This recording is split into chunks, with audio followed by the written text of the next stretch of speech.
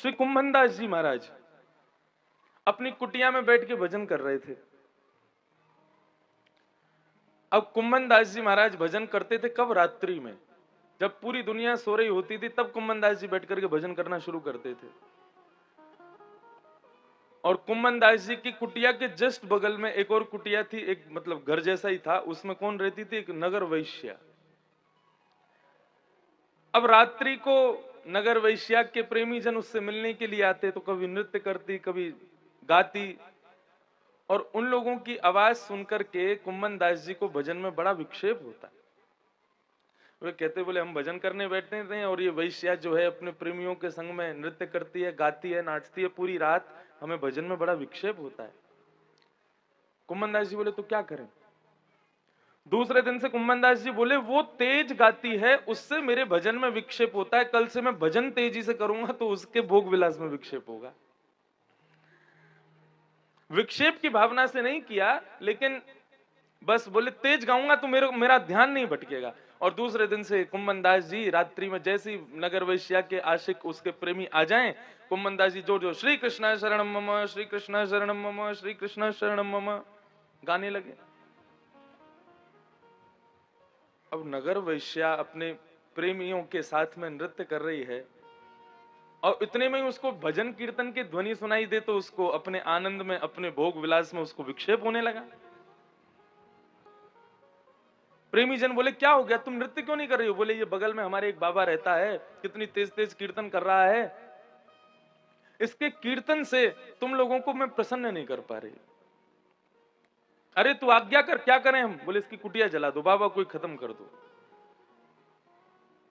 अब तो उसके प्रेमी क्या ठहरे, बाहर निकल के आए और माचिस की तिल्ली में अग्नि लगा करके और कुंभनदास जी की कुटिया में आग लगा दी। कुंभनदास जी श्री गोवर्धन नाथ जी की सेवा में थे, श्री कृष्ण शरणम मम मन से विचार कर रहे थे। अब जैसी कुटिया में आग लगती हुई कुंभनदास जी ने देखी, तुरंत अपने श्री गोवर्धन नाथ जी को हृदय से लगाया, कुटिया से बाहर आ गए और कुटिया से बाहर आकर के कुटिया को देखने लगे, पूरी कुटिया जल गई। और नगर वैश्या और उसके प्रियतम, उसके जो प्रेमी जनते पे खड़े होकर हंस रहे थे। बोले अब करो कीर्तन। कुंभनदास जी मुस्कुराए, ठाकुर जी को बोले देखो लाल जी, हमें तो इस कुटिया में नहीं रहना था, लेकिन इस कुटिया में आप विराज रहे थे, आपका भोजन बनता था, आपका भोग बनता था, आपकी कुटिया थी, मेरी थोड़ी थी। ठीक है, आपकी जैसी इच्छा। अब जब ठाकुर जी से ये बात कही, भगवान को बड़ा क्रोध आया। बोले हमारे भजनानंदी को इसने छेड़ा। भगवान ने तुरंत पवन देवता को आज्ञा की, बोले इस बेग से बहो कि ये जो कुंभनदास जी की कुटिया की अग्नि है, इसकी लपटें इस वैश्या के घर में जानी चाहिए। पवन देवता आकर के ऐसे ही बहने लगे। अब कुटिया में आग लगी थी कुंभनदास जी की, लेकिन लपट जा रही है कहां? वैश्या के घर में। और धीरे धीरे क्या हुआ, वैश्या के घर में भी आग लग गई, उसकी कुटिया भी जल गई।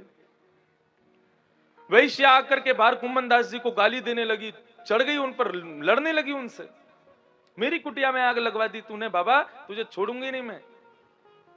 कुंभनदास जी बोले एक बात बता, मेरी कुटिया में आग किसने लगाई? बोले मैंने नहीं लगाई, मेरे प्रेमियों ने लगाई। बोले तेरे प्रेमियों ने मेरी कुटिया जला दी, मेरे प्रेमी ने तेरी जला दी। प्रेमी प्रेमियों की बात है, मैं और तू क्यों लड़ रहे हैं? उन दोनों को लड़ने दे, प्रेमी प्रेमियों को लड़ने दे ना, तू और मैं क्यों लड़े? तू अपने प्रेमी को प्रसन्न कर रही थी, मैं अपने प्रेमी को प्रसन्न कर रहा था।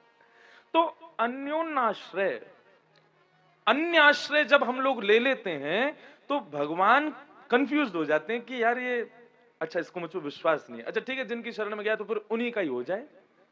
अब उनके आप आए हो तो वो भी कंफ्यूज हो, कल तक तो ये कृष्ण को भज रहा था, आज मेरे पास आया है। तो इस प्रकार भगवान को कंफ्यूज मत करो। भगवान के पास जाकर के, आज हम महालक्ष्मी मैया का दर्शन करने गए, चौधरी जी संग में गए, तो मैंने क्या कहा, मैंने कि देखो आज हमको इतने बढ़िया दर्शन क्यों हुए, 1 घंटा खड़े रहे हम मंदिर में, बिल्कुल सामने, पुजारी जी ने बिल्कुल आगे खड़ा कर दिया। मैंने कि क्योंकि हमारी लाला की पटरानी है लक्ष्मी, हमारे बालकृष्ण प्रभु की गृहिणी है लक्ष्मी, और आज कथा में रुक्मणी मंगल है, रुक्मणी विवाह है, तो लक्ष्मी जी को आना है, इसलिए सुबह ही सुबह अपनी आरती पूरी करवा ली है। रुक्मणी जी कौन है? लक्ष्मी का स्वरूप है। भक्ति के पथिक की सबसे बड़ी बात, मैं आज भी चर्चा में कह रहा था, उसकी बुद्धि सात्विक प्रवृत्ति की हो जाए, वो कहीं भी कुछ भी सोचे ना तो वो पॉजिटिव थिंकर बन जाए।